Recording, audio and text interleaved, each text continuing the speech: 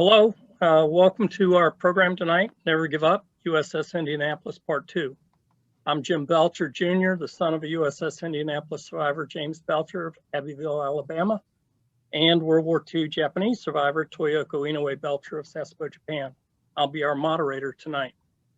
This is the second of a two-part presentation telling the USS Indianapolis story. This program and the previously broadcast Part 1 are being brought to you by the USS Indianapolis Legacy Organization and was created by the Legacy Education Committee. So with that, let me introduce our fantastic speakers tonight. First, we have Jane Gwinn Goodall, daughter of rescuer Lieutenant Chuck Gwinn, and I'm saving her father's story for her to share. Jane is an honorary survivor and resides in California. We have Bill Toti, the final commanding officer of nuclear attack submarine USS Indianapolis, SSN 697. Bill is an honorary survivor, a Pentagon 9/11 survivor, retired United States Navy officer, now lives in Florida. We have Lynn Vincent. Lynn is a USS Indianapolis historian, co-author of the book USS Indianapolis, released in 2017, as well as many other best-selling titles. And she too is an honorary survivor, USS Indianapolis survivor. Lynn lives in sunny Southern California. But due to illness, we will have, taking her place tonight, graciously, Sara Vladic. She's an honorary survivor, historian, movie maker, and the co-author of the book, USS Indianapolis. And we have with us today USS Indianapolis survivor, Dick Thelen. Dick was a young sailor on his first Navy wartime cruise, having reported aboard just weeks before the sinking. Dick resides in Michigan, and we certainly are honored to have him with us today. So to set the stage, Never Give Up Part 1 was broadcast 2 weeks ago on Thursday, March 4th. That program can be viewed anytime by visiting the USS Indianapolis website, www.ussindianapolis.com. In the earlier Part 1, our panelists were Michael Emery, honorary survivor, nephew of Lost at Sea crewman William Friend Emery of the Navigation Division. We had Earl Henry Jr., honorary survivor, son of Lost at Sea Lieutenant Commander Earl O. Henry, the ship's dentist and an accomplished artist and bird caller. We had Sara Vladic, honorary survivor, historian, movie maker. The movie that you need to see is USS Indianapolis, The Legacy. She's also co-author of the book, USS Indianapolis. And we also had survivor Dick Thelen. He's the second youngest survivor who resides in Michigan. Our panelists in Part 1 brought us from 1932, the construction and launch, then spoke about the FDR ship of state, Pearl Harbor connection, the Admiral Spruant's flagship role, 10 battle stars, and the distinguished wartime record, the Okinawa kamikaze attack and tragedy, and then the repairs following at Mare Island and the secret cargo loading. We also talked about the Trinity test connection, the speed run across the Pacific to Tinian, right up to that final voyage from Guam, destination Leyte, Philippines. Of course, they never arrived.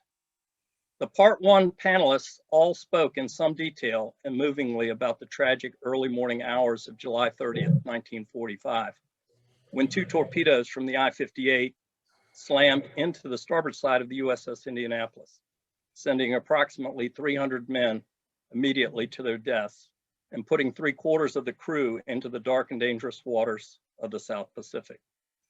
So be sure, if you missed Part 1, to go to our website, www.ussindianapolis.com, and read and view the Never Give Up Part 1. And now, let's get on with the program. Kicking off the presentation tonight is panelist and USS Indianapolis honorary survivor, Sara Vladic. Thank you, Jim. Now, many of you have seen the first part, And you remember we briefly talked about the men going into the water and what they had faced, injury, drowning, thirst, exposure. We're just touching on that now, but what we didn't get time to talk about was how the men went into the water, what the different groups were like, and how they were spread out, starting at the beginning, almost a mile apart from the time the torpedo hit all the way till they went in the water. They were spread out quite a bit, and there were different dynamics in those groups. So those that went off the low side of the ship when it was sinking had more supplies, there were more people. They generally had more things to help them those days in the water. Those who went off the port side had next to nothing. Some didn't even have life jackets. And then there was, of course, some of the men had rafts, and that was a very, very small group, but there were about 30 sailors that made it on rafts, and they didn't know each other existed out there. The raft group and the one with the supplies and the one that had nothing didn't know there were these other groups and what they were like. But what this also resulted in was a different dynamic in survival. So the men that actually had the most gear, some had rope, there's a lot of flotsam, there were things that they could, things they could grab onto. There was generally more fighting between them. The men that had next to nothing really banded together. But what stood out to me about the time in the water was the heroism and the acts of horror that took place during that time. Some standout stories were that of Captain Park, Father Conway, who exhausted themselves. They swam from man to man. They helped bring the group together. And this was the largest group in the water, the one that had really next to nothing. They, gave them in peace. They couldn't obviously give them any medical attention, but they were able to comfort them, give them words to help them push through. And then there was the other groups that had a couple rafts, had floater nets, had some food. Those are the ones that fought, and the leadership didn't really take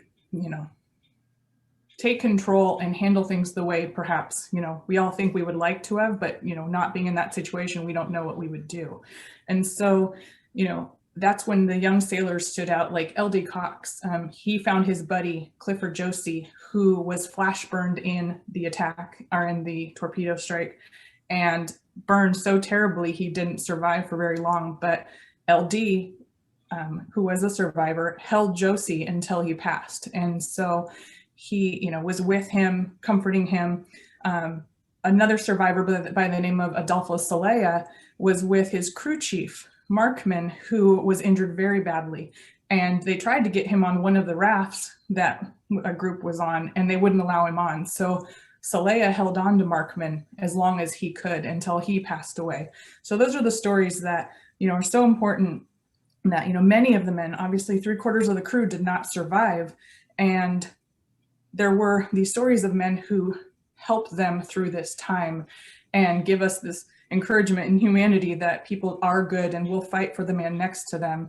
And so I know there's so many personal stories and so many that resonate for me and for everyone on our panel. But I think, hearing it from Dick, who survived it, I'd like to kind of hear what he faced and what group he was in. So Dick, can you tell us a little bit about your time in the water? Yes, I was sleeping topside, and after the ship went down, I was one of the first ones off, more or less, up on the bow. It was dark, of course, and the swells were 8 to 12 feet high, so you couldn't swim. In other words, you couldn't see nothing. But when it broke daylight, then I found out I was a pretty good sized group. In this group, there was some of them injured. Say a good friend of mine, for example, he was in boot camp with me, and he had his clothes on. And I asked him, and including his shoes, I asked him to take his shoes off. Well, he told me he couldn't swim. So what I'm saying, he left his shoes, but he died. I don't know where, but in the process of going. There's so many little stories in the water when you're in the water. For example, communication between the fellow survivor. I made a promise of Robert Terry that I go see his mother. His dad passed away. And they'd go see my dad and mother if I didn't make it. We made a little promise. So he didn't make it. So it was 6 months or so. I went down to Indiana and did see his mother. There's so many stories that it boils down to this. But one story it kind of reads my mind is a Wednesday night. It was just getting dark, and I was in a group of about 12, 15, and I don't know who he was, who said, if they're not looking for us Monday, Tuesday, and Wednesday, they're not looking for us. So we made up our mind, or I did, this is where we're going to pass away. Well, 11 o'clock approximately, Thursday morning, here comes Chuck Gwinn. So that changed things considerably.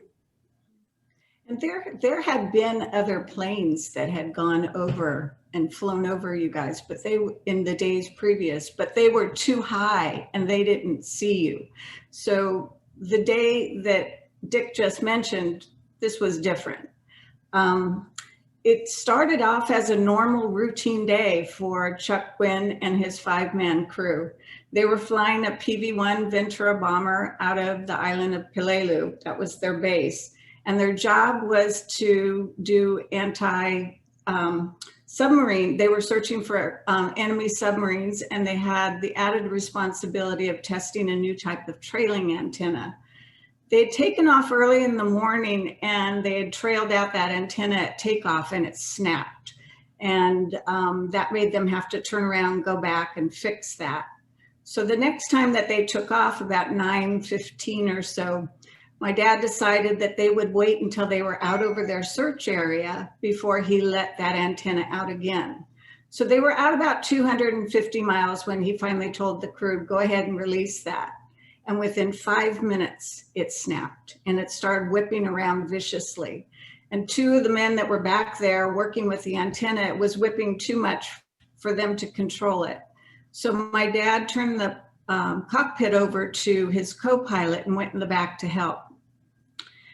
The bottom of the plane had a hole, or not a hole, but a window in it that looked straight down out at the ocean below. And that's where the antenna wire was trailing from. So as my dad was trying to reel in that antenna, his eyes caught sight of a glimmer on the ocean. It was a telltale reflection of an oil slick.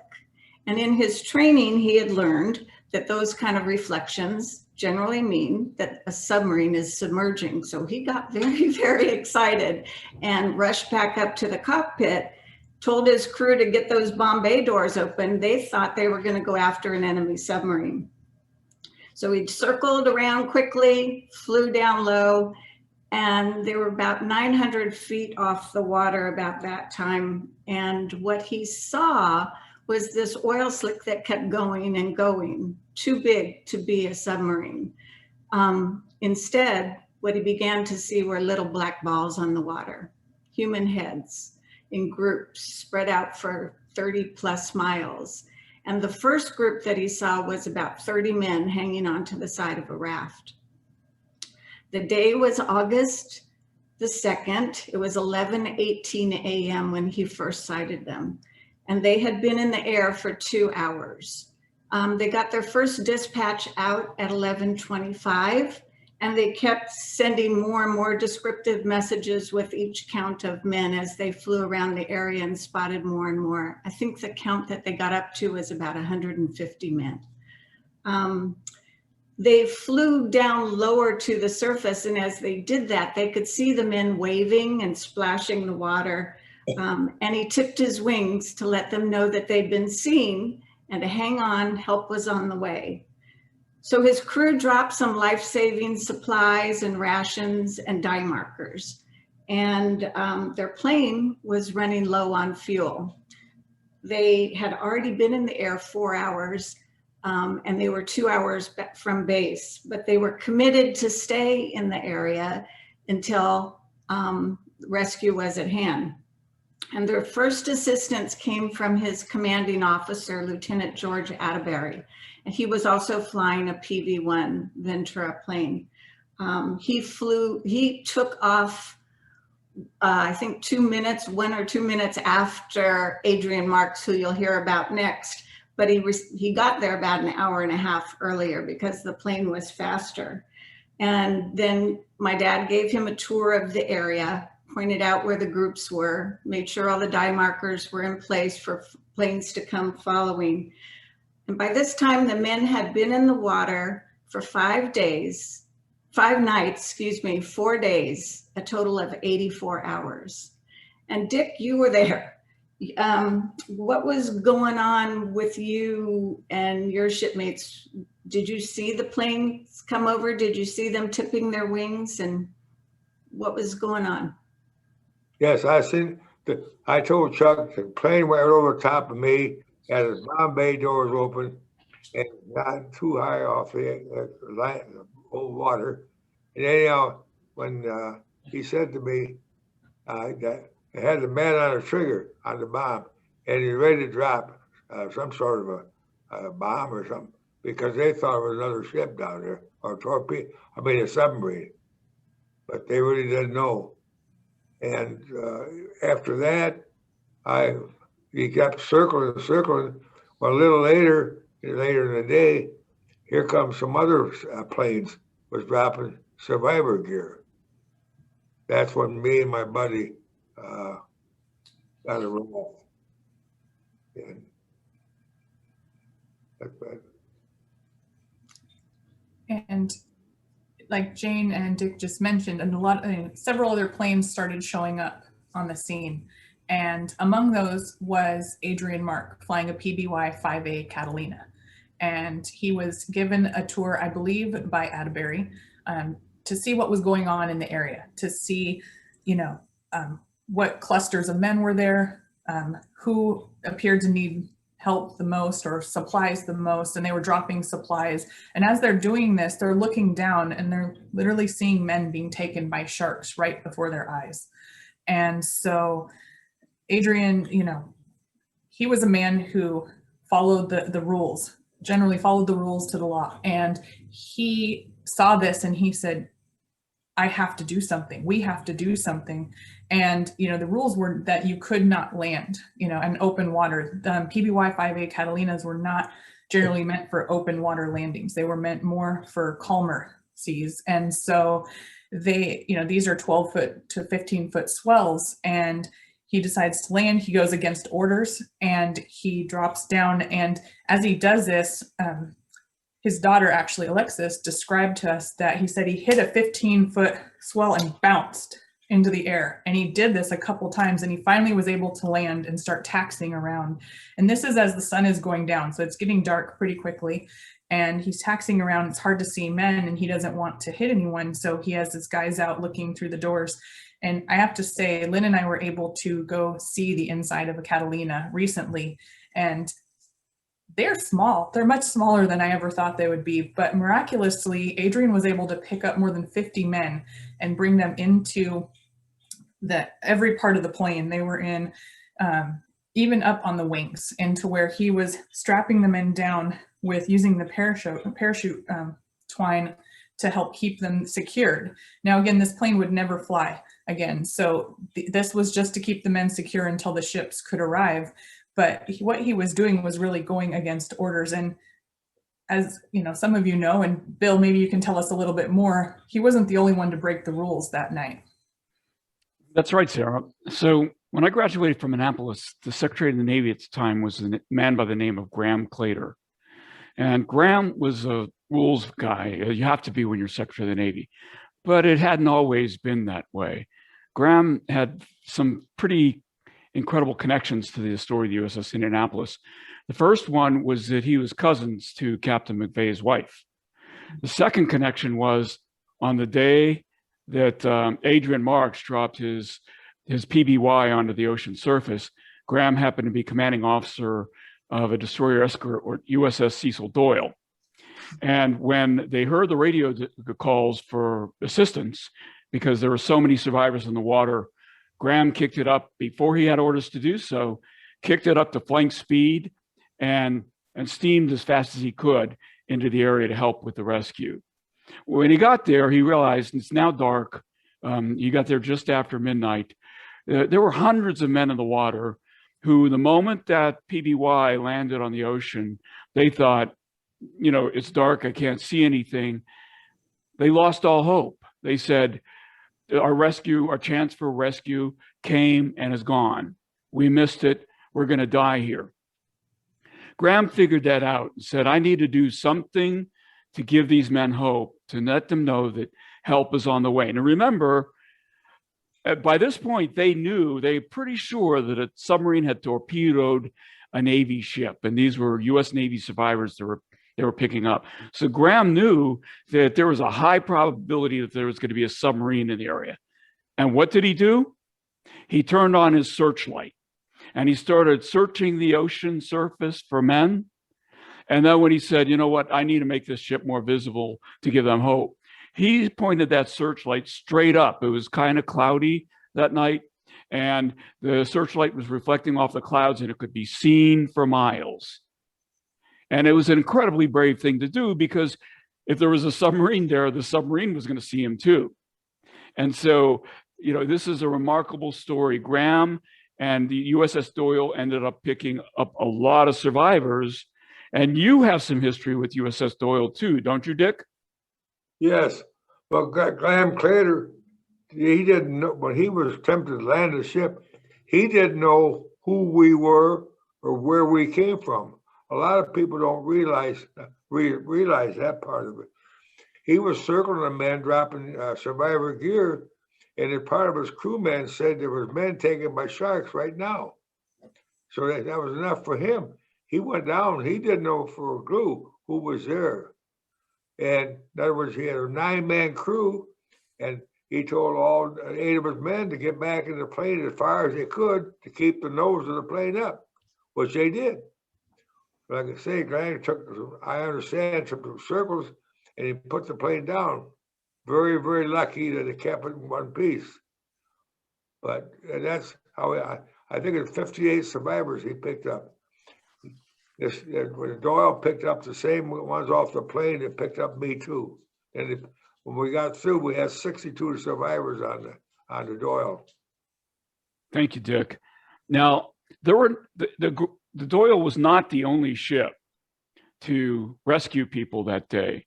And on this slide, we're going to be showing a list of ships that also participated in the rescue, arriving on the 3rd of August. And you know, they basically continued the rescue until midday Friday.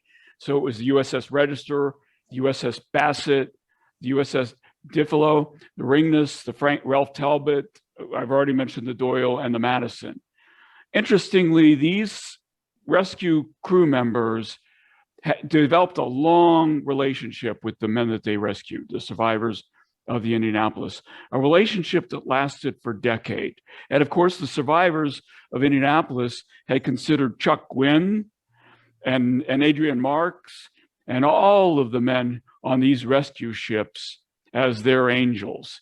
And so, because the Indianapolis survivors would not be alive if it weren't for them. But after about midday Friday, the ships started running out of people to rescue. And then to make the decision that we need to transport these men to places where they can start getting treatment. And so the mission shifted at that point from rescue to recovery, sadly. And a whole bunch of other ships and airplanes were involved in the searches for men and for remains, for bodies, for the next several days. In fact, the recovery effort led by Ringness came back, and as did Doyle, transferred their survivors off, and then continued with the effort. Helm, Alwyn, Register, French, and Cockrell. This recovery effort continued on until the 6th of August. And of course, that's another remarkable day in the history of World War II we'll talk about later. But these were young men, 18-year-old boys, that had the grim task of pulling bodies out of the ocean to try to identify them, find out, is there any way, is there an identification card? Is there dog tags? Is there anything we could do to identify the sailor that died? so that we could give some closure to their family. And of course, once they've done that, once they recover the body and identified anything that was recoverable, then they gave the sailor or Marine a burial at sea. These men struggled with the visions of seeing these shark-bitten corpses to the end of their lives. And it was a horrible and horrific thing for them to go through. And really, the stories you just can't imagine. And so that leads to the post rescue and recovery effort. Sara, you want to pick up there? Yeah, sure. Thanks, Bill.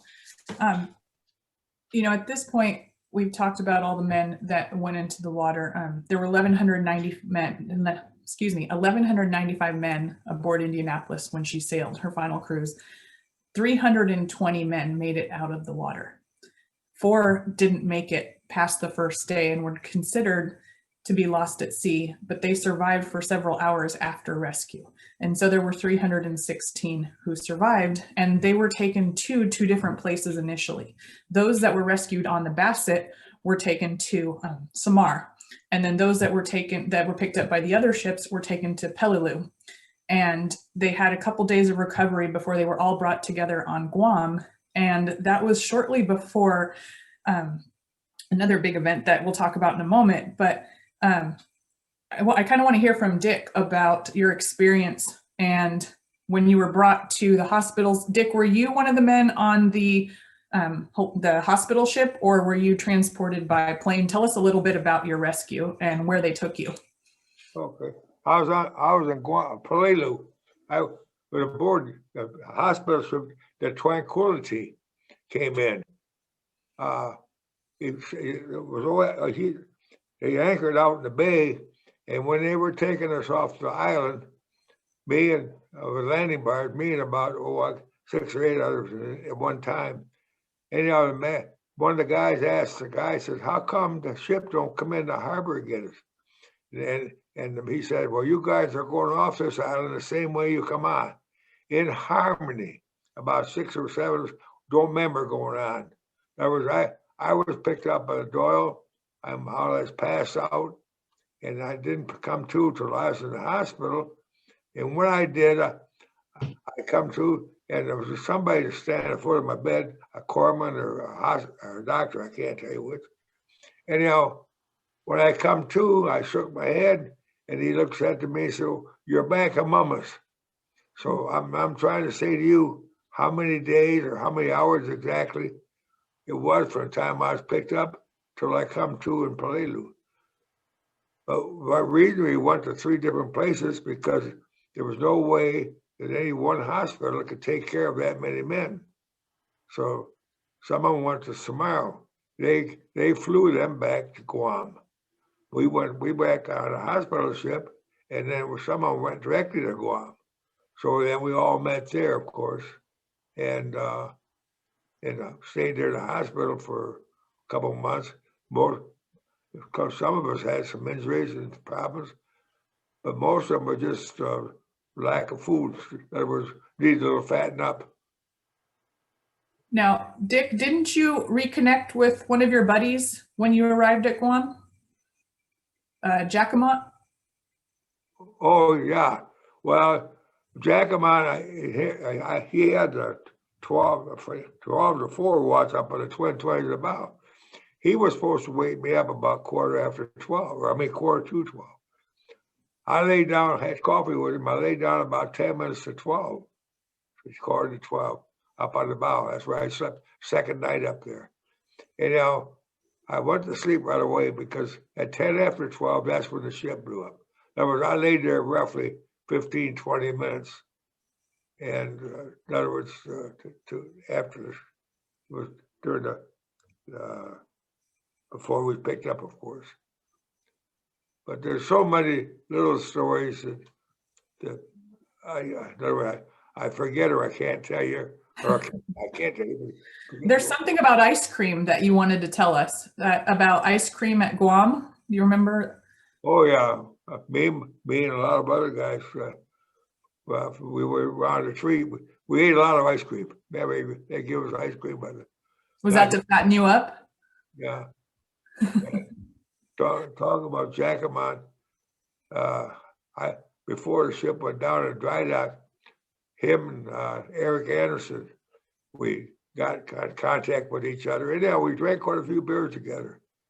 And when the ship went down, all three of us made it off the ship, which is, for me, was unbelievable.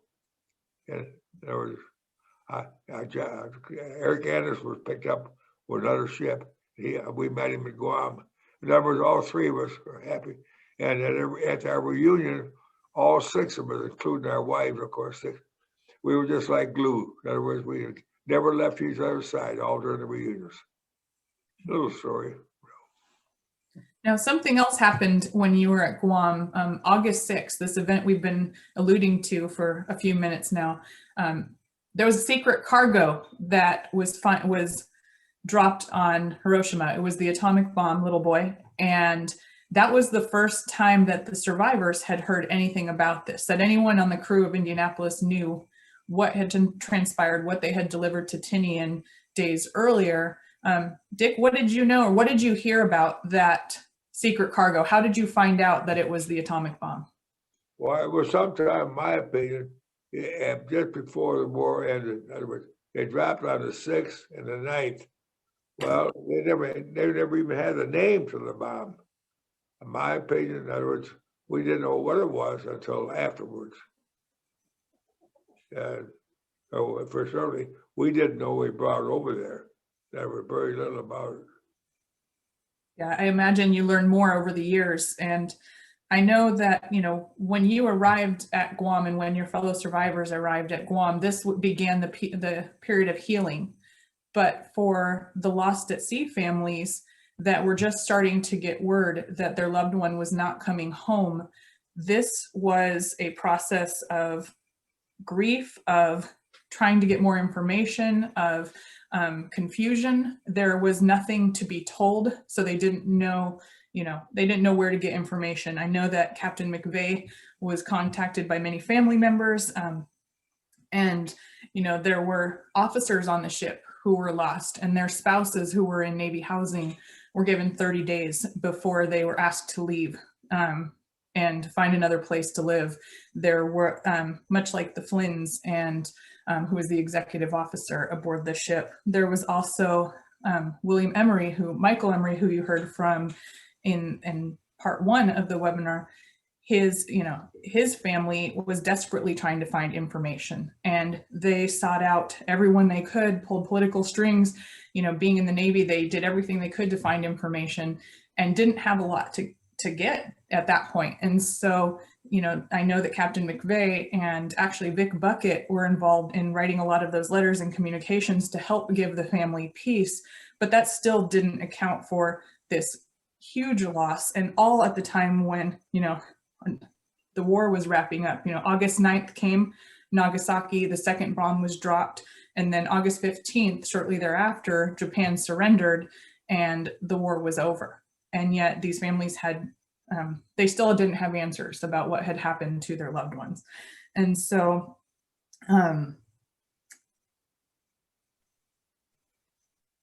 there was, and I apologize, there was, a period of grieving, but there didn't, they kind of were just sent home to do what they could and to survive how they could. And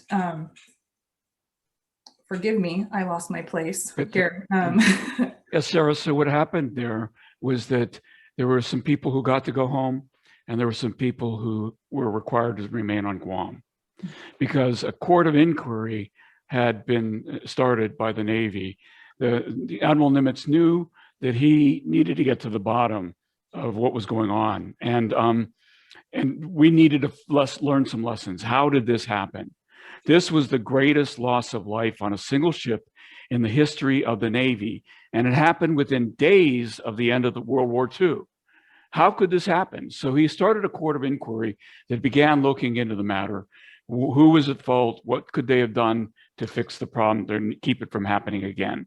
The court of inquiry, from the beginning, Captain McVay, from the moment he was picked up by the Ringness, admitted that the ship had not been zigzagging at the time it was torpedoed. He was very open about that. And the Court of Inquiry said, yeah, you weren't zigzagging, so we recommend a court-martial. And Nimitz said, no. It was an act of war. This was not malfeasance. We're not going to do a court-martial. I'm going to write him a letter, basically telling him, he should have done better. And we're going to learn the lessons, document the lessons, and move on. That decision was overridden in Washington by the Secretary of the Navy at the time, James Forrestal. And they decided they would go on to court-martial. So McVay, in December 1945, was brought to court-martial. And the count worth talking about was hazing his vessel by failing to zigzag. The prosecution went through the remarkable step of bringing the enemy commander into Washington testify against this American hero. So Commander Matsuura Hashimoto, commander of the I-58, was brought to testify against McVay. Now, the thing is, even though he's a prosecution witness, he said in the court-martial, you know what, I fired a spread of torpedoes. It wouldn't have mattered if he was zigzagging. He would have still been struck. The outcome would have been the same. And that was a prosecution witness. Then the defense brought a Commodore by the name of Donahoe in to testify, who was an American submarine commander, who said, you know what, I sunk tens of thousands of tons of shipping. Every one of them was zigzagging. Zigzagging is no value. It would have freaked me out if they hadn't been zigzagging. That would have confused me. And so everybody said, zigzagging would have made a difference. And yet McVay was convicted. Why was he convicted? He was convicted because the tactic said, if you're in the presence of a submarine, the right thing to do is to zigzag. It didn't matter whether it was effective or not. That was what the tactic was, how the tactic was written. Therefore, the court-martial had no choice but to say he didn't do it, and they found him guilty, which was, the punishment wasn't particularly severe. He was reduced by a couple of hundred numbers in his lineal number, and even that punishment was set aside. But, it still was a black mark on McVay's record. And, the survivors that got really mad about this, and over the course of years, they wanted to forget. And Jane, can you tell us a bit about how they would forget over the years? Yeah, well, there was a book that came out by a war correspondent by the name of Richard Newcomb, and the book was Abandoned Ship. It came out in 1959. And survivor Felton Outland surprised his wife Viola. They lived in North Carolina, and he said he wanted to travel 1,200 miles to St. Louis, Missouri to look up a raft mate of his, Giles McCoy. And they did. And that reunion of the two men led to an all-out effort to convene a reunion of all the shipmates the following summer. So the first reunion of the shipmates was held in July the 29th through 31st, 1960, in the namesake city of Indianapolis. About 150 survivors attended, including Captain McVay and the rescue pilots Gwinn and Marks. Dick Thelen and his wife Joanne were part of that planning team. It was a great success, and they decided to have reunions in Indianapolis on a regular basis. So for the next 3.5 decades, they held the reunions every 5 years. And they liked each other so much that they often held mini reunions in between. As the men got older, they began having their meetings every 2 to 3 years. And in the last few years, last couple decades actually, it's been every year. And these were family affairs. People would bring their kids with them. And in the early years, the men would tell their stories behind closed doors. So we as family members didn't know their story. I attended my first reunion in 1970, and I've been fortunate to grow up with these families as part of my life. But Dick, you were involved from the very beginning. How has this added to your life, and what are some of your favorite memories? Well, when Doc McCoy, he he wrote me a letter. He wanted to have the closest driving distance of Indianapolis to form a reunion. Of course, I went to my wife and I. I was on the road with a truck a lot. I didn't want to be gone over the weekend because it wouldn't be fair to my family. So we talked my dad and mother and Joanne's dad and mother to take care of the kids. They split the weekend up and we made it. But that way it was, in other words, we could get together. And why it was so important that book came out, because to me, I never said nothing to my wife. I got married in 1951. The book came out in 1958. In 7 years, I didn't say one word to Joanne about the ship. She didn't know the name of the ship. And when she found out, she was one mad woman. Because I had a little problem with my life. And I took care of them. But in other words, it would have been a lot easier if I didn't tell her that time. But I did. Later on, she found out. And that's when we started working on the reunion with Joanne. And getting the address is the biggest thing, because we were scattered all over the country. But the first reunion we had, I think they had around 190. They kept getting bigger. Then they got down to 7, of course. But each reunion for a long time has been dropping. I've been to every reunion, but in 2000 or 1906. That's when I had bladder cancer. I had to take care of an operation. I got through that, and I've been to every reunion since.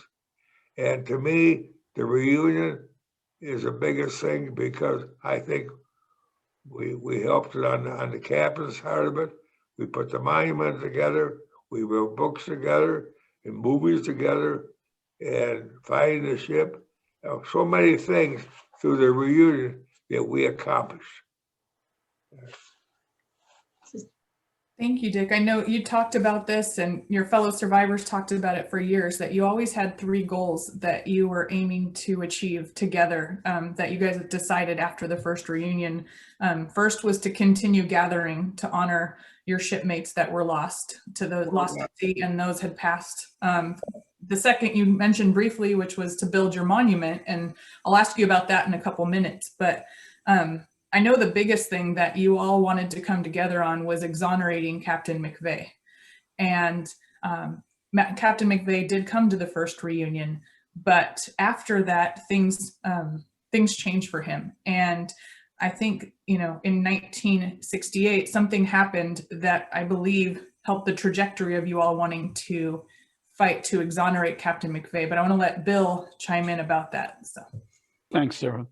Yeah, since, from the point of the court-martial in 1945 onward, Captain McVay just simply wanted to forget. This memo here that he wrote in 46, in March of 46, which happens to be the month he was released from house arrest after the court-martial, really, says it all, says what he was really thinking of.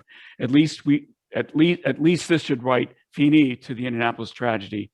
And I hope the Navy and the press will let us forget this catastrophe so we can lead normal lives from here on. He wanted to forget, and maybe over the period of months, he would begin eventually to forget. But the problem was the Navy had court-martialed him. The Navy seemed to blame him for the loss of his ship and the death of hundreds of his shipmates. If the Navy blamed him, then why shouldn't the lost at sea families also be blaming him? And they did, many of them did. And every Christmas, lost at sea family members would write letters to Captain McVay. They were horrible, ugly letters. They would say, "I hope you're having a Merry Christmas, Captain McVay. We would be too if you hadn't killed our son."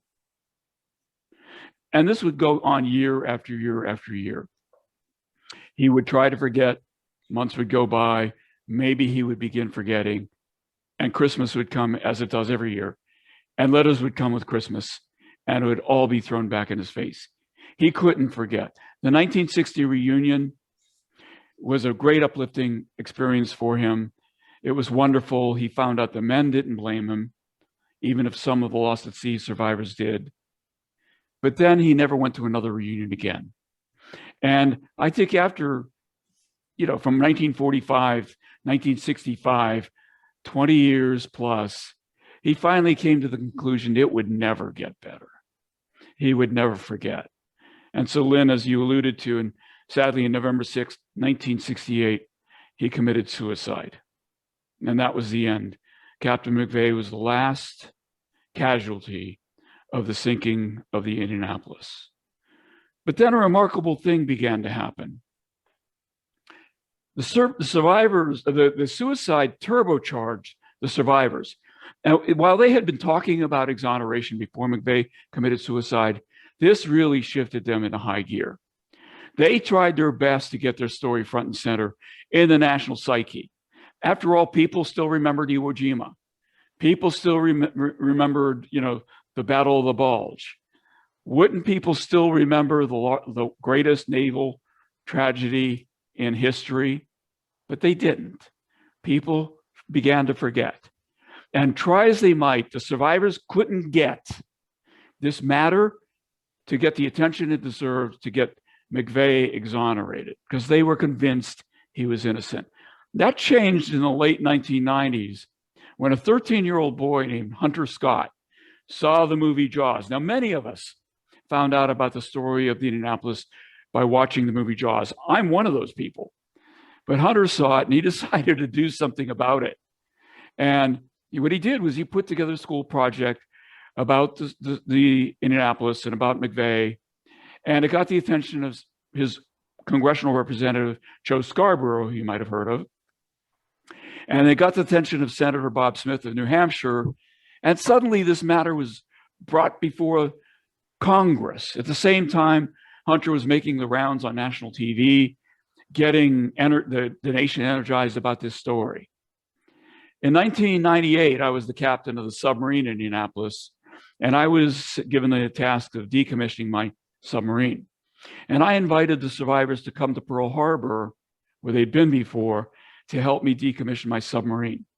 And the chairman of the survivors organization, a man by the name of Paul Murphy, and his compatriot, Glenn Morgan, wrote me in and said, Bill, Hunter Scott's got a lot of attention on the story about exonerating Captain McVay. You're a submarine captain. You need to help us. You owe it to him. You're the 10th and final captain of the submarine Indianapolis. McVay was the 10th and final captain of the cruiser Indianapolis. You owe it to McVay to get involved. So I said, okay, I really didn't know what I could do. And then when I looked at the 1945 court-martial, what occurred to me was the reason he was convicted was nobody had ever been able to prove that zigzagging, failing to zigzag, had hazarded his vessel. What if I could prove that even if he wasn't zigzagging, his vessel would still have been hazarded?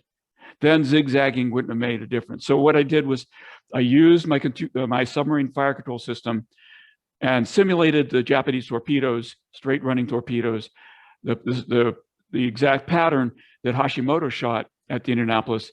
And then I did a bunch of Monte Carlo runs with different maneuvers on the Indianapolis to prove that it wouldn't have mattered what Indianapolis had done. One of those torpedoes would hit.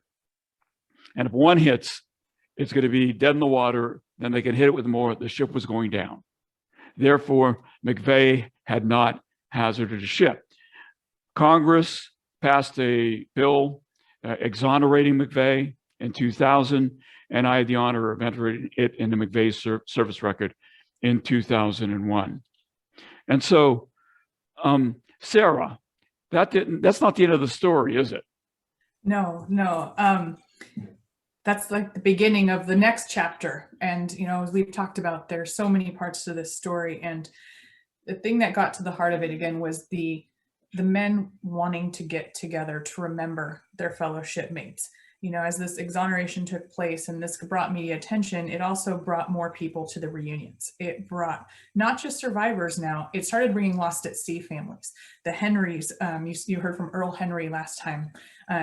It brought Michael Emery. It brought Cindy Wilson. It brought all these names that were, lost at sea families who had for decades wanted more information were finally able to attend these gatherings and hear more about their loved ones. They were able to hear, where their shipmates saw them last, or where, whether or not they were in the water with them. There was some healing going on at these reunions. And then that led to the other goal that the men were striving to achieve, which was to build a monument. And that monument would be quite a work of art. It would have every single crew member's name, all 1,194 plus the one passenger, Captain Edwin Crouch, etched on the granite statue. But it didn't come easily. And from what I understand, Dick, you and your shipmates were very involved in that process, right? It was a pretty hard process to get that to happen, correct? No? Dick, you want to tell us about the monument and what was involved in the construction and the process of getting that monument built? Yeah. We tried to get a monument of some sort of a monument in Indianapolis. So we started in 1960, the first reunion. Every 5 years, a new governor or new mayor, or city people, we would talk to them about it. Well, they said they'd do something, and we went back 5 years later, nothing done. We did this all the way until 1985, about 20-some years. And finally, we got some men interested. Why they were? Because they were retired Navy captains or officers of the Navy. They say they're President Eli Lilly, and a lot of banks, a lot of insurance companies, different other businesses got together and decided to build a monument. Of course, we got a hold of us, and then we started working on it, getting the names and everything.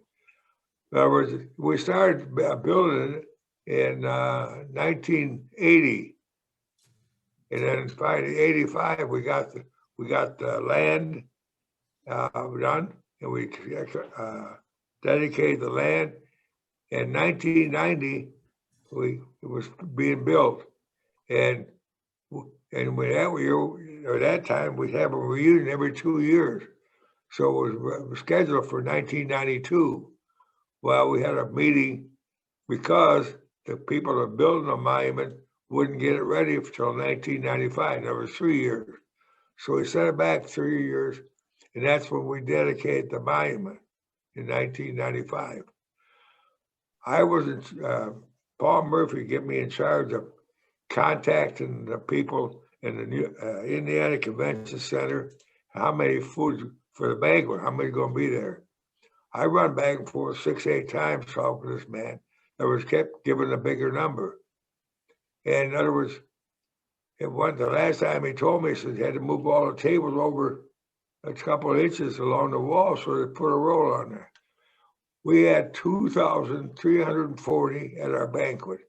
In other words, there was rooms in the hotel, the convention center, and everything else to dedicate that monument. Now, I understand people come from all over the world for that dedication. A lot of people don't know or don't realize that how big it was to them. And that's what it meant to, and it's grown ever since the city. There was a lot more to it. Thank you. And you're right. I think, I would say millions of people have probably walked by that memorial and seen the names of those men. Again, all 1,195 men that were aboard Indianapolis's final sailing. But it's still, as Bill said, the story continued and more people wanted to know. And the interest never went away. And films were created, books were written, documentaries were done. And there are 4 major books that have been done. Recent history. There was Abandoned Ship, of course, as you mentioned, that was the first book that was done. Fatal Voyage in 1993. Doug Stanton's book, In Harm's Way, was done in 2001. And then our book, Lynn's and my book, was in 2018. And so these all cover different aspects of the story, and we're able to reveal different things of information that we researched and discovered through our own writings. But there was another group of books that were perhaps more personal. These were for those that were directly involved. So Hunter Scott did a book. about his experience and his involvement with the exoneration. Edgar Harrell, a survivor, he's a Marine survivor, and of course, of the 39 Marines aboard Indianapolis, only 9 survived. So Edgar is the last living Marine, and he wrote a book about his experience. And then there was only 317 survived, which we actually changed the title to only 316 survived when the number was corrected back in 2018. And so you can find that book on Amazon. It's Kindle right now, but we're hoping to get it published again in a hard copy. But it is available, and if you have Kindle Unlimited, it's actually free. So we encourage you all to hear the story in the men's own words. No one tells it like those who lived it. So it's really important to read that testimony, and the link is on the website if you need it, but we'd be happy to tell you about that. The one thing I do want to say is I really want to credit Paul and Mary Lou Murphy on that, because Mary Lou took the time to edit all of those accounts and collect them and put them into one book to really allow the survivors to have a voice. And I know there's an ongoing effort to work on one for the Lost at Sea families as well, so that they can tell their loved ones' stories. So we're hoping to work on that in the future. But, you know, while we were working on our book, Indianapolis, this was mid 2017, something happened in the world that changed the ending of our book. And I think the best person to talk about that is you, Bill. Thanks, Sarah. Well, I'll tell you, since I started getting involved with the Indianapolis survivors in the late 90s, every few years, somebody would call and say, hey, we're going to find the Indianapolis. We know where it is, and we're going to go out there. We're going to take a ship out there, and we're going to find it. And I had been to that spot. My last deployment on the submarine, we stopped where the Indianapolis had reported sunk, and we laid a wreath, and I knew how deep that water was. I had zero hope, zero confidence that anybody would find it. But every few years they would call me and say, we're going to go look for the ship again. And I'd say, good luck, and believe that it's never going to happen. And that happened again in March 2017. I got a call. Paul Allen, co-founder of Microsoft, billionaire, got a lot of money, outfitted a ship named Petrel. They're going to go find Indianapolis. And I said, I've heard this story before. Good luck. And I forgot about it until August 19th, 2017, getting up in the morning to go to watch the solar eclipse in North Carolina. And as I'm waking up, I get a call from Sam Cox from the Naval History and Heritage Command, who says, Bill, they found her. And I'm thinking, I say, found who? Because I had forgotten about the fact that they were out there looking. And the Indianapolis. And I said, what? They found the Indianapolis. And they're going to announce it at noon Eastern time. You have 6 hours to let the survivors know.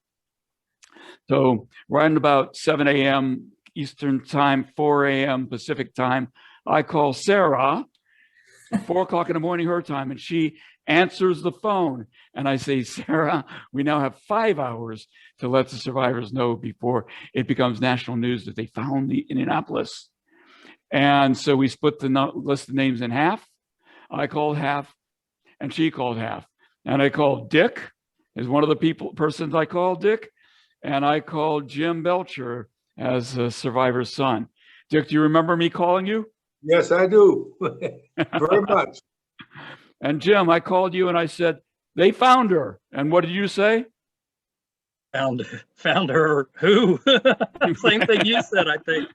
Oh my gosh, Bill, I'll never forget that morning. It was early. It was still before 8, I think. And I had just taken my nephew out for breakfast. He just came off the Appalachian Trail. And we were at a really dive little restaurant. And I remember you calling, and once it registered to me what it was that was found, I had such a mix of emotions. I've never had it again. I doubt I ever will. I never had before. It was happiness and elation that they found it. My dad never thought we would see it. I remember him saying, they'll never find it in my lifetime, and me saying, I don't think they'll find it in mine either.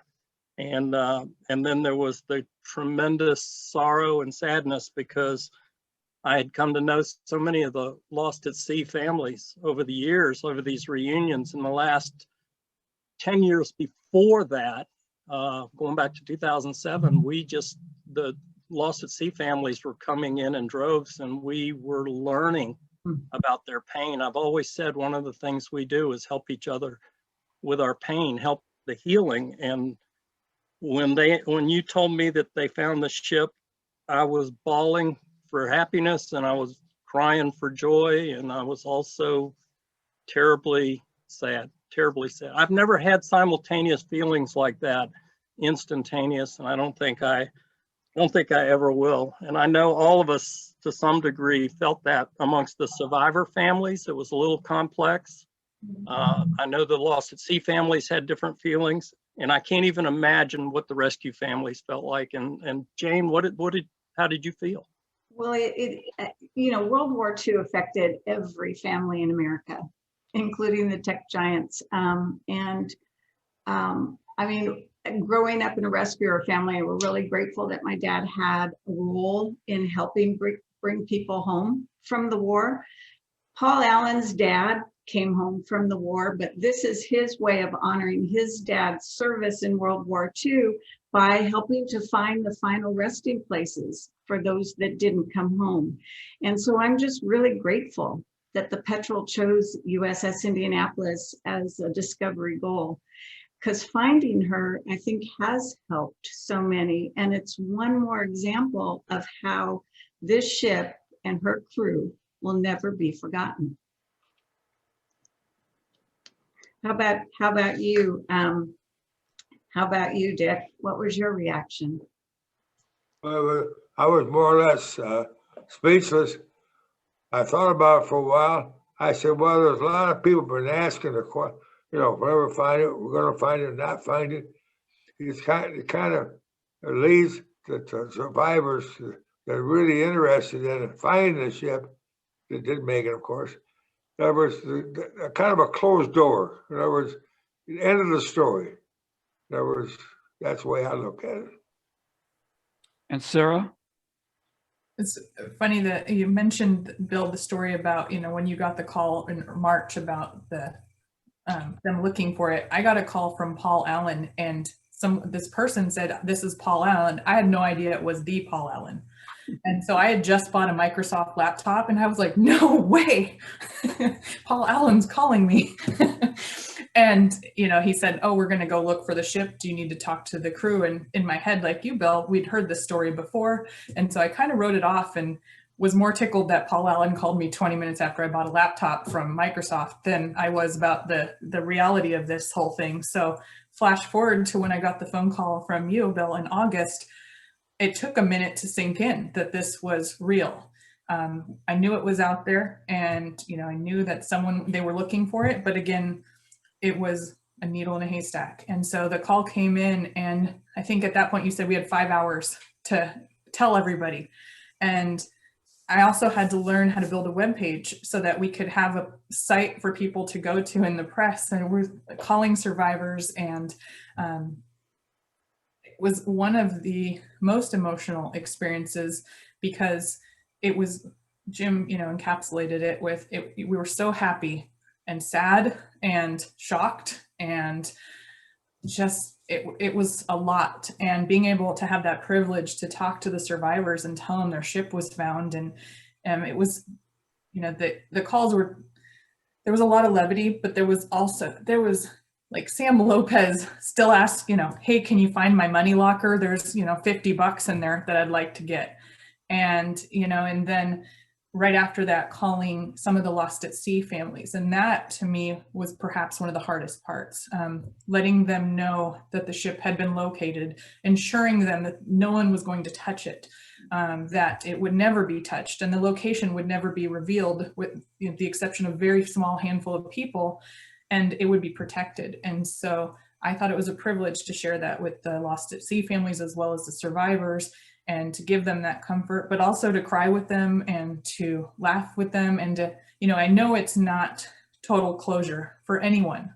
But it is more understanding. It is now more knowledge. We know where this final resting place is. And the story behind that. And so I think that there is a lot of peace that comes from that.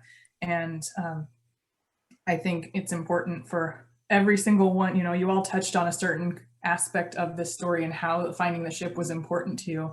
And it's important to everyone in the Indianapolis family, just the significance of that finding and bringing us all closer together. I think if nothing else, I'll end on this note, is that finding the ship brought so many more families, so many lost at sea, so many survivor extended relatives to our group to help build this and to continue the legacy of Indianapolis. And that's really what we're all here for. Yep. So the legacy of the the cruiser Indianapolis carried on to 2 other ships, my submarine and to now the littoral combat ship LCS-17, both named USS Indianapolis. I know it's absolutely true for my cruise, and I know it's true for the LCS as well. Everything we did, and Dick, this is directed at you, everything we did throughout the lifetime of our ships, everything our crews of the submarine and littoral combat ship did, we did with you in mind. We did to honor the cruiser survivors. We did to memorialize their sacrifice. Nothing that we ever could do on my submarine or on the LCS are ever going to be as much of a sacrifice or as much of a contribution to America's safety and security as to what you, Dick, and your crewmates did on the cruiser in World War II. And we saluted you every chance we got and did it in your honor. So Dick, do you have any final thoughts? No, I'm flabbergasted, well, put it this way, that you asked me to participate in it. Other survivors could, maybe, but it's just it sounds like it's a complete story. I'm really surprised that we can do this by computer. It fascinates me as far as that goes, and do it. Oh, and I talked to a lot of school kids in different places and everything, and my favorite expression, which Barb just told me, never give up. That's my theory in life and everything else. And those are the words that all of us who've been around the USS Indianapolis have always heard from all of the crew, the families. It's sort of something we live by. Never give up. One thing I've learned about the USS Indianapolis story is it never gives up either. After the submarine launch in '77, who could possibly foresee the things to come? A monument was built and dedicated in '95. Then Captain McVay was exonerated in 2000, 2001. I remember thinking, wow, this story's finally over. Then in 2017, the Indy's found. What more could there be? Well, a retired Navy chief down in Texas, Jack Barnes, had spearheaded a drive to have Congress recognize the heroism and sacrifice of USS Indianapolis. And in 2018, the crew of the USS Indianapolis was authorized the Congressional Gold Medal. Sadly, Jack passed away in December of that year. On July 30th, 2020, the medal was actually presented in a ceremony in Indianapolis to survivor Sergeant Edgar Harrell and Earl Henry Jr., son of Lost at Sea, Lieutenant Commander Earl Henry, who were there representing the entire Indy crew. The USS Indianapolis Congressional Gold Medal can be viewed and is on display at the Indiana War Memorial Museum in Indianapolis. While there, be sure and visit the USS Indianapolis Museum, the USS Indianapolis Radio Room, and the SSN 697 submarine exhibit. And don't forget to visit the USS Indianapolis National Monument down by the canal in Indy, where all 1,195 crew names are forever etched in stone. And now it's time for the questions and answers. Sarah, do you have any questions? Sarah does have a question. Excuse me? Sarah, the question to you is that this person says they're about 2/3 of the way through the Indianapolis book, And how has the book changed the way you see the military, or has it? What was the most shocking discovery for you during your research? And thank you for this amazing book. I'm off mute now, right? Just checking. Okay. So, well, first of all, I can't give away the spoilers, so you have to read the rest. But I will say, as far as my views on the military, I think that actually changed from the beginning of my involvement with this group all the way till present day in writing that book. I came in as a 20-year-old who knew nothing. I didn't know any Navy terminology. I didn't know anything about it. I just knew that these guys were heroes. I knew a very little bit of what they had gone through. And they started teaching me the proper language. You know, it wasn't a floor, it was a deck. It wasn't a bathroom, it was a head. And little things from that to the, you know, the structure of how the military worked. And so those are kind of the things on a very surface level that I learned throughout it. But writing the book and doing the documentary and all these things gave me a new respect. I was raised with family in the military. I grew up, my mom was a nurse at Camp Pendleton Marine Base. And so I had had that from a young age, but learning this story and understanding the nuance and not having served myself, I believe that, you know, these experiences of talking to survivors of lost at sea families, of even speaking with Bill Toti and his role in the military, it just really opened my eyes to, it is a very different way of life than civilian life. And most of us don't understand the true meaning of sacrifice until, you know, until we serve, and we won't serve, so we won't know. And I can never, well, I cannot never serve, but I didn't serve, but I can serve those who did. And that's the best thing I can do. And that's carrying the story forward and continuing to carry all military stories forward as best I can with the truth and not just what people want to hear. So I think that's what changed for me, was I didn't have to make people happy. I just had to tell the truth, if that makes sense.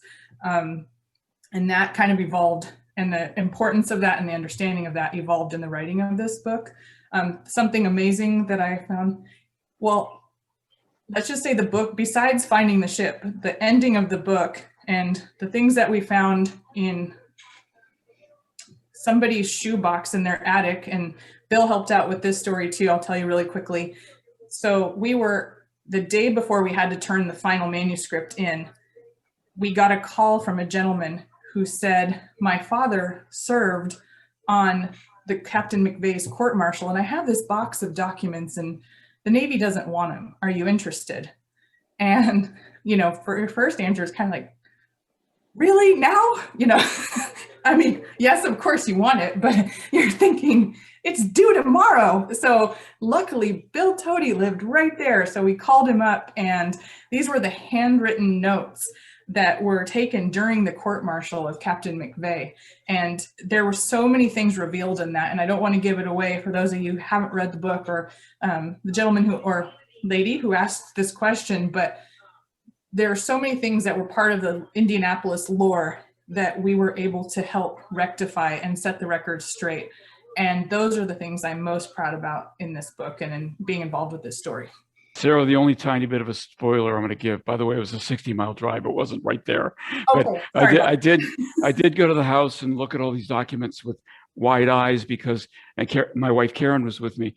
The issue is he had in handwritten notes evidence that the Navy lied, as in part in their findings coming out of the court-martial. It was 180 out from the story the Navy was telling. And if you want to know more than that, you're going to have to read the book. I'm sorry. Jim? Yeah, we've got a question for Dick Thelen, but before we get to the question, let me remind people, our viewers, if you've got a question, please type it in now in the Q&A box at the bottom so that we can answer your questions. All right, Dick, we got a question. It's Mr. Thelen. This is such an incredible story. Thank you for your service. My question is for you. It seems to me that so many things contributed to y'all not being rescued in a more timely manner. What, in your opinion, was the most egregious mistake that was made as it relates to your rescue taking so long? What do you think was the biggest mistake made, Dick? Oh, That's a good question. Yeah. Well, well, me and a lot of other guys been puzzled about this for many years, why it took so long. I really, I can't give truthfully an answer to it. You know what I'm saying? It's so ridiculous. Okay, I've talked to a lot of different places, veterans group and everything else, and then when I get through talking, they said, this is the most screwed up story I ever heard. The Navy screwed up this bad.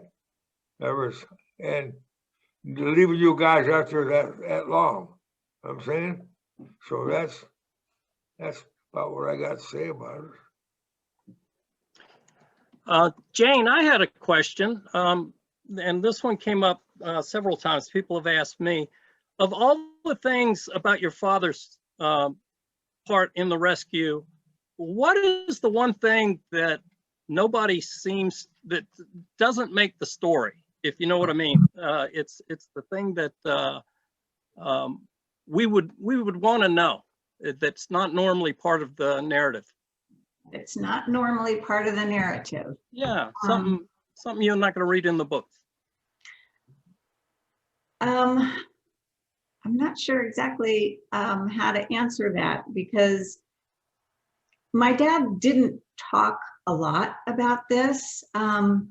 He would always turn the attention over to the guys, to the survivors, to the other pilots. He wasn't a comfortable public speaker. So, I mean, he even actually got tired of telling the story about the trailing antenna and everything. Every year when at a reunion, they would ask him to speak, and he kept trying to think, they must be wanting to hear something different. I'm just, they don't want to keep hearing the same story over and over again. So one time he tried to figure out how many lives were alive now because of those 316 men.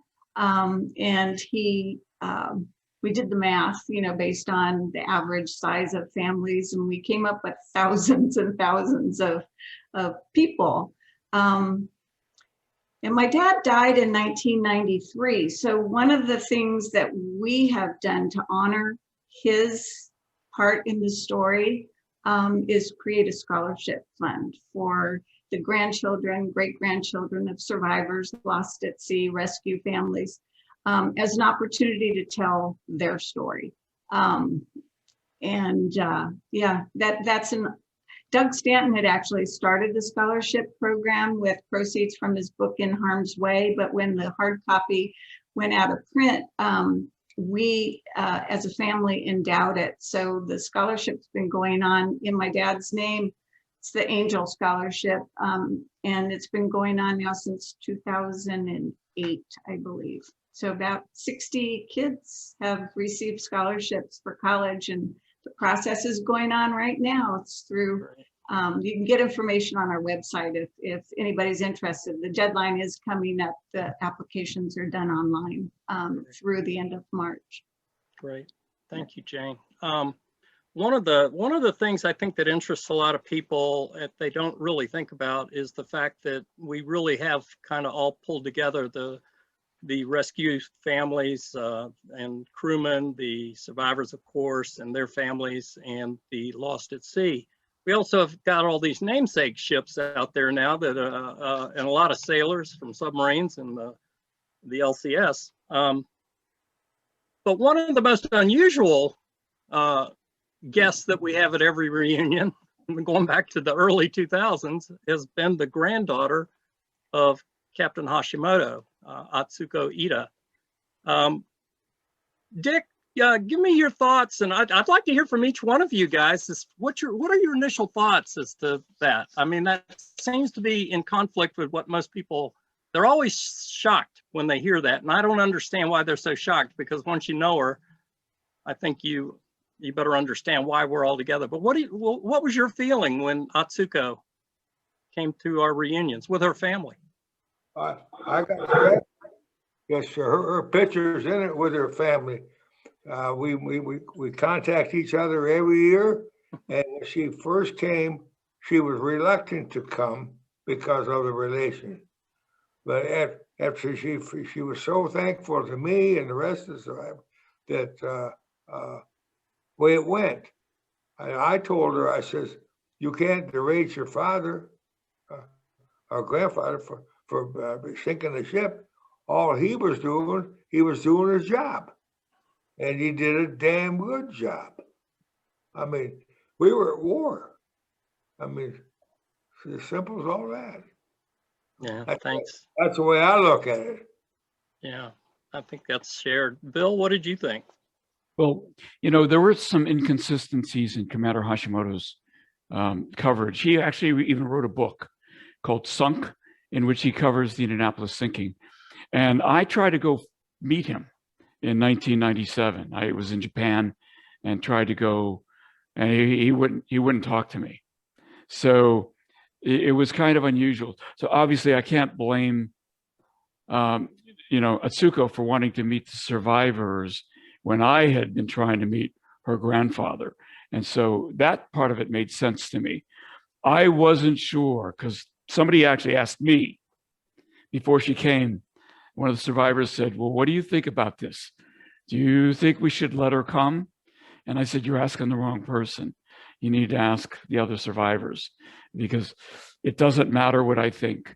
It would be remarkable if she did, but you know, and to a man, every survivor that we asked said, we welcome her. Right. We welcome her. Dick was one of them. And so it does seem odd, but it's become natural to everybody. Yeah, and I need to point out too, you said they asked all the survivor families. At that point of the reunions, the reunions were predominantly survivors. Yes, that's right. So, If there had been lost at sea families or a large Yes. gathering of Yes. lost at sea families, it might have been a little bit more challenging. Definitely. But by the time lost at sea families started coming in great numbers, Atsuko had already been attending for a few years. Yes, and was fully welcome. Sarah, what do you think? I believe that the first reunion she came to was also my first reunion. And I remember, if it wasn't something like that, it was close. I believe it was 2001. And she came, I think it was 2003 or 5 was her first one. Yeah. Second reunion, but I was fairly new to the group at that time. And then she brought her mother, Hashimoto's daughter, 2005, and they let me interview them.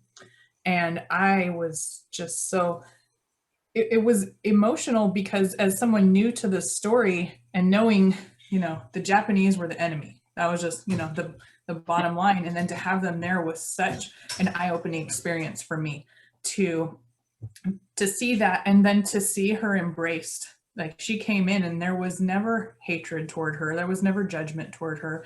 And to watch that as someone who, you know, is kind of an outsider at this point, it taught me a lot of lessons, frankly. It was about forgiveness, about acceptance. And I thought that was pretty cool. And, you know, she's part of the story. She's part of the family. She's someone we all look forward to seeing and talking with, and her children.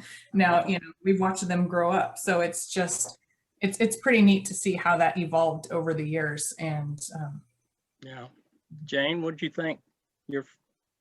Oh, I remember. I remember her walking by, and I remember the survivors embracing her, but I remember the family members of survivors doing a double take. It's like, what? But it was within, you know, the rest of the course of the day, she was embraced by all. And I think your point, Sarah, about forgiveness, it's one of the many themes that keeps recurring in this story. You know, there's honor, there's brotherhood, there's forgiveness, there's courage and bravery and Healing. Yeah, and healing. It's, you know, as part of, it's another piece to the puzzle that she's able to bring to bear. Yeah. Well, and just real quick, I want to share with everybody, my mother's Japanese. My dad stayed in the Navy and met her in Korea and during the Korean War, or met her in Japan during the Korean War. Atsuko and my mother and her mother are very good friends. They've stayed in touch for years, and my mother thinks very highly of them. And because of Otsuko, I think my mother had the courage to actually come to reunions in early years. And I think it says a lot that they were considerate enough to ask and wanted to know. My mother's take on it wasn't that she would feel uncomfortable, it was that they would. So her concern was for them. And I think Otsuko's was the same. So I tremendously admire her and her family, and so glad they're part of our group. Dick, we did have one question I think you could answer pretty quick. What was the first thing that you wanted after you got rescued? What was the first thing you wanted? Dick? What was the very first thing you wanted after you were rescued? A drink of water. Well, yeah. Being the Doyle picked me up and he what I think I wanted. Yeah. Well, that was it. Of course, they got me on deck. I thought I could stand right up. Of course, I fell flat on my face. I couldn't stand. And that's when they helped me into the shower and into the bed. But was just thankful that I made it. Okay.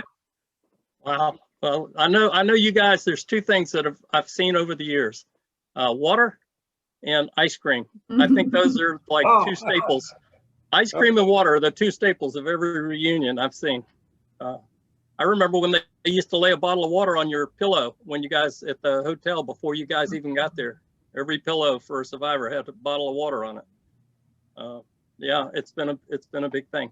So our other panelists, do we have any other questions that you can think of real quick? Otherwise, we're running out of time here. And so somebody asked a question about whether an SOS had gone out. That question comes up a lot. Yeah. High frequency communications like what the Indianapolis was using to transmit the SOS are very, very finicky. We actually still use them, high frequency HF communications. And they depend a lot on the ionosphere, the atmospheric conditions, and backscattering off the ionosphere. And I've transmitted HF many, many times where the intended recipient didn't receive the message because the atmospheric conditions weren't right. You have to tune the frequency based on how the ionosphere is. So people say, radioman said, with certainty, the message went out. And other people say, with certainty, no message was received. Both of those are true. Yes. The message went out. The radioman saw the meter, flicker as the transmission was being made, proving that energy was going out of the antenna. But if they weren't on the right frequency because they didn't know how the atmosphere was that moment, it is very likely that it wasn't received. And so that's the answer to that question. Sarah, anything to add? No, we extensively researched the logs, the ship logs, even everyone who, from those reports that came in that they believed their, later years, people came forward saying that they received an SOS. And so we went to their ship deck logs. We went to the archives. We went to the History and Heritage Command, scoured all those records, and there we found the complete logbooks, and there was no message whatsoever. So there's just, pages would have had to have been ripped out, and they weren't ripped out, and there would have had to have been this massive conspiracy. And it's half joking, half honesty. Is I heard a naval officer tell me this. Frankly, we're not that organized in order to cover it up that well. So really, I don't want to say it's impossible because I'll be proven wrong, but I really don't think it's possible that it was received. Yeah, and to kind of close that whole discussion, my dad was one of the radiomen, and even though he was Stryker radioman at the time, every reunion the radiomen would get together and they would have long discussions because they totally felt that their lack of getting a message out may have cost a lot of lives as well. So there was a tremendous amount of guilt amongst the radio group, and several of them, I know my father received at least 2 letters from sailors in the Pacific at the time who claimed they did receive the message. So there is a lot of controversy about this amongst the radio families, But I'm so glad Sarah and Lynn did so much research on that, because that really kind of moves it back to center, I think, from where it was with them. So, you know, this story never ends, right? One day something else may pop up and we may learn something else. So, all right, well, I want to thank everybody. Hey, Jim, can I ask the audience a question real quick? If anybody in the audience has recommendations for future webinar topics, please pass them along. We're always looking for great subjects to do the education on. And so we know those are great ideas in the audience. So thank you. Absolutely. Over to you, Jim. Yes, thank you, Bill. Yeah, we definitely would like, this was telling the story, but there's so many segments of this story. Bill Toti said it many years ago. I think I wish I had memorized his little speech, but there were X number of stories within the story, and he named them all. And, you know, it's just, it's an amazing story that just never seems to end. And so, yeah, definitely, if you've got a segment of the story you'd really like us to focus on, or anything like that, please bring it up. Go to the question and answer button now. And for the next 5 minutes or so after this, the closing announcements, we'll be taking any suggestions for future webinars. So, all right, well, thank you very much. With that, closing announcements, I've got, please visit our USSIndianapolis.com website to discover new educational material being added that will help us all do our part for the crew and the rescuers of the USS Indianapolis by helping them tell the story to future generations. Check out the USS Indianapolis self-study learning module created by the education branch of our legacy organization. It's a self-paced learning tool designed to bring the Indy story to individuals, classrooms, or any group or organization. Go check that out. And for fun and knowledge, look for the new study assignments, crossword puzzles, word search, and other great fun learning devices that are all Indy related that we're adding to the website. And those will continue to be updated. And then remember, www.ussindianapolis.com. Also check the website for any questions not addressed in the broadcast. We'll be answering them, all of them. So if your question didn't make it to the live broadcast, be sure and go there for a response and see other good questions we just could not get to during the live broadcast. So please be sure to revisit these programs. Never give up, USS Indianapolis, part 1 and 2, anytime at the Indy website. Share the link on your social media platforms. Remember, if you or a friend missed one or either of these webinars, you can go to the USS Indianapolis website and watch the recorded programs. Support the USS Indianapolis Survivors Organization and the USS Indianapolis Legacy Organization by visiting www.ussindianapolis.com. On behalf of the USS Indianapolis CA-35 Legacy Organization and our honored guests tonight, Gwinn Goodall, Bill Toti, Sara Vladic, and Survivor Dick Thelen, and all our behind-the-scenes Indy family who put this presentation together, the entire 1,195-man crew, and all the rescuers of the USS Indianapolis, we thank you for tuning in to this program. Never give up, USS Indianapolis. Good night. Good night.